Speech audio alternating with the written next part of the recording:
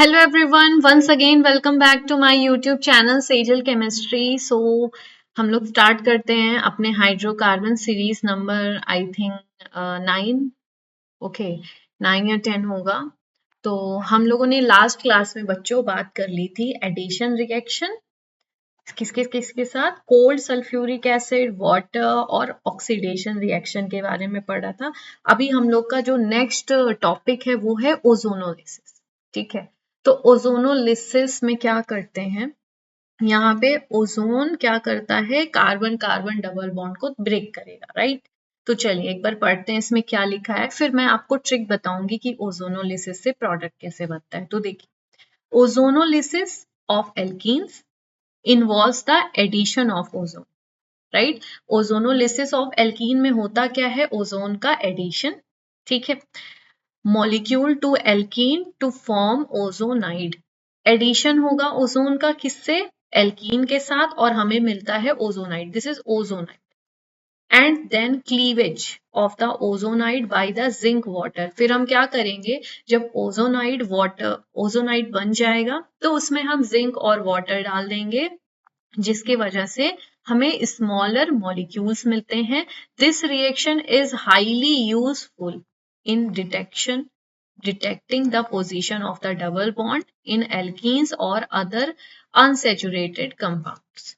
ठीक है बच्चों, एक चीज मैं लास्ट क्लास में बताना शायद भूल गई थी कि इसमें लिखा हुआ है ना ऑक्सीडेशन में, this is use for the test for unsaturation. होता क्या है कि ऑक्सीडेशन में जो विजिनल डाइऑल्स या ये सब जो बन रहा था, ये रिएक्शन एल्केन नहीं देती।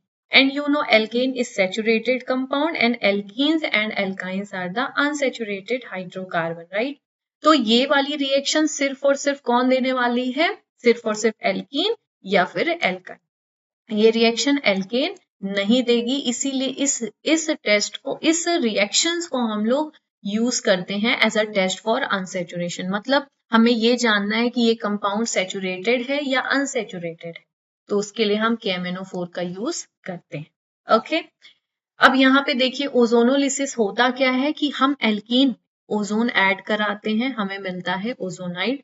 फिर ओजोनाइड में जिंक और वाटर डाल देंगे तो हमें स्मॉलर मॉलिक्यूल्स मिलते हैं, राइट। तो इस रिएक्शन का यूज करते हैं हम पोजीशन ऑफ डबल बॉन्ड को जानने के लिए। ठीक है, देखिए यहाँ पे मेरे पास प्रोपीन है, ओजोन है, और ये बन गया ओजोनाइड, और फिर जिंक वाटर डाल दिए तो ये हमारे पास प्रोडक्ट बन गया। अब सवाल ये है कि ये बना कैसे है, तो चलो इसको हम लोग नेक्स्ट पेज पे अच्छे से पढ़ते हैं। तो देख, लेट्स सी, हम एक सिंपल सा एल्कीन लेते हैं, जैसे जैसे मैं बताऊंगी आपको वैसे वैसे फॉलो करना है और आपका प्रोडक्ट बन जाएगा, राइट। इसमें क्वेश्चन ऐसे आता है कि जैसे बेंजीन है, ओजोनोलिसिस कराएंगे तो क्या प्रोडक्ट बनेगा।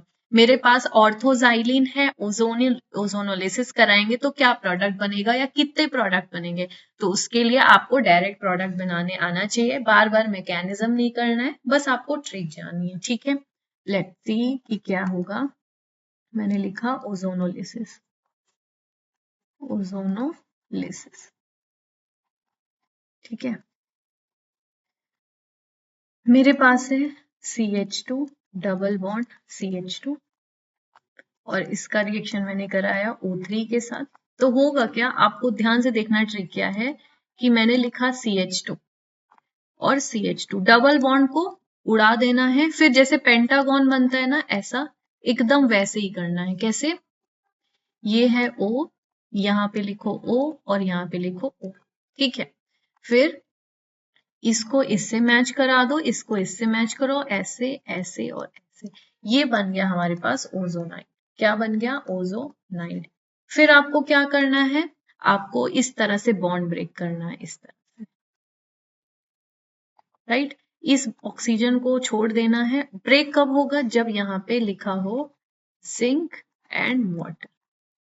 जिंक और वाटर जब लिखा हो तो आपको क्या कर देना है, इस तरह से बॉन्ड को ब्रेक करना है, राइट। और एज सच लिख दो CH2, यहाँ पे लिख दो O प्लस CH2 और यहाँ पे लिख दो O, राइट। अब ऑक्सीजन सिंगल बॉन्ड तो नहीं बनाता और ना ही कार्बन से 3 बॉन्ड बनाता है, तो यहाँ डबल बॉन्ड बना लो कार्बन की वैलेंसी को सेटिस्फाइड करने के लिए। तो एक्चुअल में इसका स्ट्रक्चर क्या रहा होगा, C डबल बॉन्ड O, और ये H जुड़ा किससे है? कार्बन से। तो ये बन क्या गया है? ये बन गया हमारा फॉर्मल्डिहाइड। क्या बन गया है? Formaldehyde, right. ये भी फॉर्मल्डिहाइड, ये भी फॉर्मल्डिहाइड। तो यहाँ पे हमें दो मॉलिक्यूल किससे मिले हैं? किसके मिले हैं? फॉर्मल्डिहाइड के मिले हैं। किसके मिले हैं? Formaldehyde, right. इस तरह से करते हैं। तो और देखते हैं कि इसके प्रोडक्ट हम बनाएंगे कैसे। देखिए, मैंने लिखा CH3 CH double bond CH2, right. अब इसकी ओजोनोलिसिस करा दिया तो लेट सपोज बनता है A प्रोडक्ट। फिर इसके आगे जिंक और वाटर डाल दिया तो हमें जो प्रोडक्ट मिलेगा वो मिलेगा B। ठीक है, तो अब यहाँ पे इसका प्रोडक्ट हम बनाएंगे कैसे? तो लेट्स सी। देखिए, मैंने क्या बताया था कि जो जैसा है वैसा लिख दो, बस डबल बॉन्ड को नहीं लिखना है। डबल बॉन्ड को मैंने नहीं लिखा। यहाँ पे O लिखो, यहाँ पे O लिखो, इधर O लिखो और इनको मिला दो इस तरह से। तो ये हमारे पास क्या बन गया? ओजोनाइड। इसके बाद मैंने बोला कि इस तरह से बॉन्ड ब्रेक कर दो। ठीक है, ब्रेक कर दिया बॉन्ड। अब क्या करो? इस ऑक्सीजन को छोड़ करके बाकी सब लिख दो। देखो, ये दोनों बॉन्ड तो टूट ही गया ना, तो यहाँ पे लिखो CH3 CH और यहाँ पे O लगा दो, राइट। इधर लिखो CH2O, इसके साथ डबल बॉन्ड, इसके साथ डबल बॉन्ड। तो ये हमारे पास क्या बन गया? इथेनॉल, या जिसी को हम क्या बोलते हैं? Acetaldehyde, ethanol. और ये क्या बन गया हमारे पास? Formaldehyde, formaldehyde. ठीक है, इस तरह से यहाँ पे बन गया। ठीक है, और इसके क्वेश्चंस करते हैं। लेट्स सी कि आपको जो क्वेश्चंस गिवन है वो ये गिवन है। हाँ, CH3 CH3 और यहाँ पे दे दिया है डबल बॉन्ड CH2। अब आपको ओजोनाइड नहीं बनाना है, आप बस डायरेक्ट प्रोडक्ट बनाओ। ऐसे दे दिया O3 जिंक और वाटर। वो तो समझाने के लिए था कि यहाँ पे ओजोनाइड बनता है, लेकिन अगर आपको डायरेक्टली प्रोडक्ट बनाना है तो करना क्या है? कुछ भी नहीं करना, बस यहाँ से बॉन्ड को ऐसे ब्रेक कर दो। इस तरह से कर दिया ब्रेक। अब इसको ना दो, जैसे आपने बीच से अलग किया, अब इसको थोड़ा दूर कर दो। कैसे? यहाँ पे लिखो CH3, इधर लिखो C, इधर लिखो CH3। ठीक है, और यहाँ पे बना दो डबल बॉन्ड, यहाँ पे डबल बॉन्ड CH2। अब C, देखिए, ये दोनों जो फ्रेगमेंट आपको दिख रहे हैं, ये वाला और ये वाला फ्रेगमेंट, पास ले जाओगे तो वापस से एग्जैक्टली ऐसा बन जाएगा ना, है कि नहीं? तो बस वैसे ही अब यहाँ पे आपको करना क्या है? डबल बॉन्ड के साथ O लगा दो, डबल बॉन्ड के साथ O लगा दो। तो ये बच्चों क्या बन गया? एसीटोन, प्रोपेनोन जिसको बोलते हैं, एसीटोन। और ये क्या बन गया? फॉर्मल्डिहाइड। ठीक है, वेरी नाइस। अब लेट सपोज मैंने आपको ना एक क्वेश्चन दे दिया है। क्वेश्चन कुछ इस तरह से है कि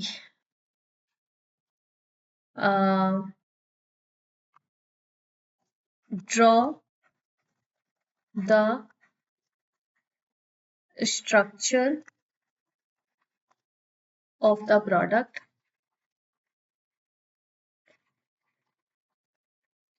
which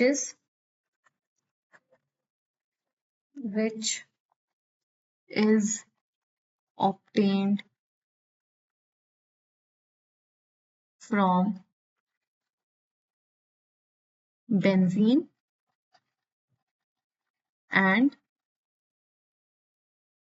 1,2 डाइमिथाइल बेंजीन। ठीक है, ये क्वेश्चन है हमारे पास। अब आपको प्रोडक्ट बनाना है, तो देख, सबसे पहले हमें क्या लिखना है यहाँ पे? बेंजीन। ठीक है, ये हमने बेंजीन बना दिया इस तरह से। बेंजीन में इस तरह से डबल बॉन्ड होता है ना?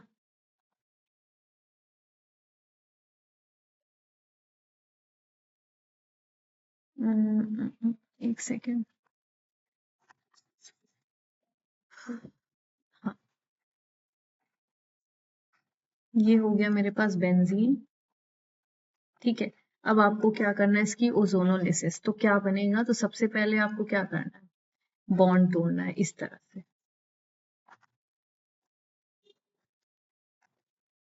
यहाँ से एक बॉन्ड टूट गया, यहाँ से एक बॉन्ड टूट गया और एक बॉन्ड यहाँ से टूट गया, राइट। तो एग्जैक्टली आपका क्या स्ट्रक्चर बनेगा, देखो पहला आपका इस तरह से स्ट्रक्चर बना, दिस इज वन फ्रैगमेंट, है ना, वन फ्रैगमेंट। तो हमने वन फ्रैगमेंट बना दिया ये, ठीक है। दूसरा फ्रैगमेंट आपका हो गया, मान लो ये एक दो, नहीं, आपका जो फ्रैगमेंट है वो ये हुआ एक, ये देखो ये फ्रैगमेंट हुआ, दिख रहा है आपको ये, राइट। तो आपका नेक्स्ट फ्रैगमेंट हुआ ये, ठीक है। और फिर उसके बाद ये फ्रैगमेंट बचा है, तो आपका नेक्स्ट फ्रैगमेंट हुआ ये, राइट। अब इसको थोड़ा सा दूर दूर लिख दो, दोनों में आप देखोगे फ्रैगमेंट सेम ही है, राइट। डबल बॉन्ड को O के साथ जोड़ दो, डबल बॉन्ड को O के साथ जोड़ दो और इधर क्या लगा दो, हाइड्रोजन, किस लिए, वैलेंसी पूरी करने के। तो ओवरऑल जो स्ट्रक्चर बना वो बना ये CHO CHO।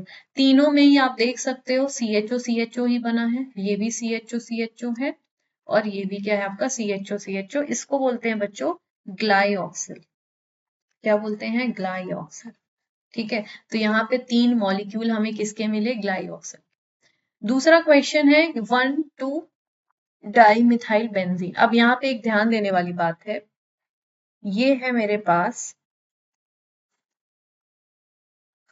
CH3 according to Kekule, ये है 1,2 डाई मिथाइल बेंजीन। दूसरा देखो सेम मैंने बेंजीन बनाया है, यहाँ पे CH3, लेकिन हो सकता है CH3 इधर भी लग जाए क्योंकि दोनों में प्रोडक्ट अलग अलग बनेगा, ठीक है।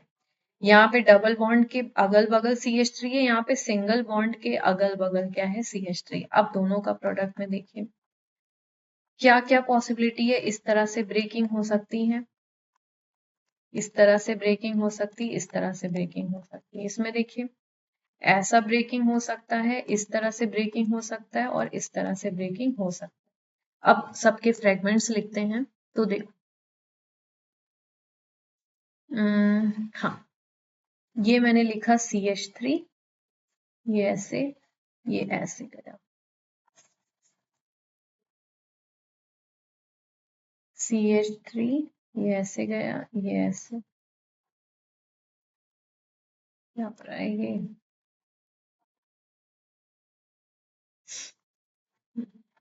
CH3, ये ऐसे लिखा, फिर ऐसे, फिर ऐसे ऐसे और ये इस तरह से। हाँ, ये पहला फ्रेगमेंट ये है। दूसरा फ्रेगमेंट देखो ये ऐसे गया, यहाँ पे CH3 है, ये इस तरह से है दूसरा फ्रेगमेंट। तीसरा फ्रेगमेंट देखो ये ऐसे है, ये इस तरह से, ये हमारा हो गया थर्ड फ्रेगमेंट, राइट। और डबल बॉन्ड को हम ऑक्सीजन के साथ जोड़ेंगे, ये है ऑक्सीजन ऑक्सीजन ऑक्सीजन और ऑक्सीजन, राइट। यहाँ पे हाइड्रोजन जोड़ दोगे वैलेंसी पूरी करने के लिए, H H और यहाँ पे भी क्या है, H, ठीक है। अब इनका स्ट्रक्चर लिखो क्या है, ये है हमारे पास पहला molecule CH3 C double bond O CH। दूसरा स्ट्रक्चर हमें मिला है CHO जिसे हम ग्लाइऑक्सिल बोलते हैं। तीसरा जो मिला है हमें CH3 C double bond O CH3 मिला है। ये तीन प्रोडक्ट हमें कौन से वाले स्ट्रक्चर से मिला है, ये वाले स्ट्रक्चर से मिला है, ठीक है। दूसरा स्ट्रक्चर देखो ये वाला। अब इनके साथ हमें जो मिला है वो है फिर ऐसे, फिर ऐसे, यहाँ पे है CH3, इधर भी हमें मिला है CH3, ये है डबल बॉन्ड, ये है डबल बॉन्ड, ठीक है। फिर दूसरा फ्रेगमेंट है ये, तीसरा फ्रेगमेंट है ये, राइट। डबल बॉन्ड को ऑक्सीजन से जोड़ देंगे, डबल बॉन्ड को ऑक्सीजन से जोड़ देंगे, ये इस तरह से। ये NCERT का एक क्वेश्चन है इसलिए मैं करा रही हूँ। यहाँ पे H, इधर H, इधर H, राइट। तो इसमें देखिए क्या प्रोडक्ट मिला है, इसमें मिला है product number 1 CH3 C double bond O C double bond O CH3, और इसमें हमें 2 मॉलिक्यूल क्या मिले हैं, CHO CHO के। तो आप जैसा देख सकते हो इसमें ये प्रोडक्ट मिला, इसमें ये प्रोडक्ट मिला है, राइट। तो दोनों में प्रोडक्ट थोड़ा डिफरेंट है, इसीलिए जब भी अगर आपसे पूछे कि स्ट्रक्चर बनाओ 1,2-डाइमिथाइल बेंजीन का, तो आपको इस तरह से दोनों पॉसिबिलिटीज लेकर के चलना है। Okay fine. तो ये हम लोगों ने ओजोनोलिसिस कर ली है। अब देखते हैं पॉलीमराइजेशन क्या होता है। पॉलीमराइजेशन होता है, देखिए पॉलीमराइजेशन क्या है कि छोटे छोटे जो मॉलिक्यूल्स होते हैं वो क्या करते हैं, हाई टेम्परेचर हाई प्रेशर पे हीट किए जाते हैं और हमें बड़े बड़े मॉलिक्यूल मिलते हैं, राइट। और जो रिपीटिंग यूनिट्स होती हैं उसे हम मोनोमर्स बोलते हैं। तो देखो, you are familiar with polythene bags, yes of course हम लोग पॉलीथीन बैग को जानते हैं, पॉलीथीन शीट्स को जानते हैं। Polythene is obtained by the combination of large number of ethene molecules at a high temperature and high pressure. हम क्या करते हैं, इथीन के ढेर सारे मॉलिक्यूल, बहुत सारे मॉलिक्यूल, लगभग 1000 लाख करोड़ मॉलिक्यूल्स इथीन के लेते हैं और उसको हम हाई टेम्परेचर हाई प्रेशर पे हीट करते हैं and in the presence of catalyst के प्रेजेंस में, high pressure high temperature and in the presence of catalyst हमें मिलता है लार्ज मॉलिक्यूल, दस ऑब्टेन्ड आर कॉल्ड, हमें बड़ा मॉलिक्यूल बिग मॉलिक्यूल मिलता है जिसे हम पॉलीमर्स बोलते हैं। And this reaction is known as polymerisation. The simple compounds from which polymer are made, जो सिंपल कंपाउंड जैसे इथीन बोल दिया, हम क्या करते हैं, इथीन के ढेर सारे मॉलिक्यूल लेते हैं और वो सारे एक दूसरे से जुड़ करके बिग मॉलिक्यूल बनाता है। तो उसका सिंपल मॉलिक्यूल क्या है हमारे पास, इथेन C2H4, इसको हम बोलेंगे monomers, right. Other alkene also undergo polymerisation, सिर्फ इथीन ही नहीं और भी एल्कीन के मॉलिक्यूल्स पॉलीमराइजेशन कर सकते हैं। जैसे यहाँ पे लिखा है n number of CH2 double bond CH2, बहुत सारे इथीन मॉलिक्यूल लेते हैं, उसको हाई टेम्परेचर हाई प्रेशर पे कैटलिस्ट के प्रेजेंस में हीट करते हैं और इस तरह से क्या बन जाता है, पॉलीमर। क्योंकि एक दूसरे से जब जुड़ेंगे, कब जुड़ेंगे, जब यहाँ पे पाई बॉन्ड टूटेगा तो ढेर सारे क्या है, CH2 मॉलिक्यूल जुड़ता रहता है इस तरह, ठीक है, इस तरह से जुड़ता रहता है और हमें क्या मिल जाएगा, पॉलीथीन मिल जाएगा। इसी तरह यहाँ पे भी है। अब यहाँ पे ये पाई बॉन्ड टूटा है CH2, तो इसकी वैलेंसी खाली हो गई और यहाँ पे CH3 लगा है, n मोल्स लिए हैं तो n नंबर में बन जाएगा पॉलीप्रोपीन। दिस इज प्रोपीन और क्या बनेगा, पॉलीप्रोपीन। यहाँ पे लिखा हुआ है इंपॉर्टेंट चीज, polymers are use for the manufacture of plastic bags, squeeze bottle you know, lab में आपने देखा होगा है ना, पानी भरा है बॉटल में, उसको दबाते हैं तो पानी निकलता है, राइट। तो यहाँ पे वही चीज है, स्क्वीज बॉटल। रेफ्रिजरेटर डिशेस, जो हमारे पास फ्रिज है, फ्रिज के अंदर जितने भी डिशेस हैं रखने वाले वो सारे के सारे पॉलीमर्स हैं। Toys, pipes, radio, TV, cabinets etcetera, सब के सब क्या है, पॉलीमर्स है। Polypropene is use for the manufacture of milk crates. Milk crates क्या होता है, आपने देखा होगा जो जनरली ग्रोसरी शॉप्स होती हैं वहां पे एक मतलब क्या बोल सकती हूँ, जैसे जिसमें बॉटल्स रखते हैं, कोका कोला वगैरह का खांचा जैसा बना होता है ना, उसी को बोलते हैं मिल्क क्रेट। तो उसमें मिल्क रखते हैं, plastic buckets, other moulded articles, जो सांचे वाली चीजें होती हैं जिस आकार देती हैं, वो भी आर्टिकल्स पॉलीमर्स के बने होते हैं। तो these material have now become common. Excessive use of polythene and the polypropylene is a matter of great concern for all of us. आप जैसे कि देखते हो कि हमारे पास जो पॉलीमर्स है, पॉलीथीन, पॉलीप्रोपीन, इन सब के बिना काम ही नहीं चल पाता है, राइट।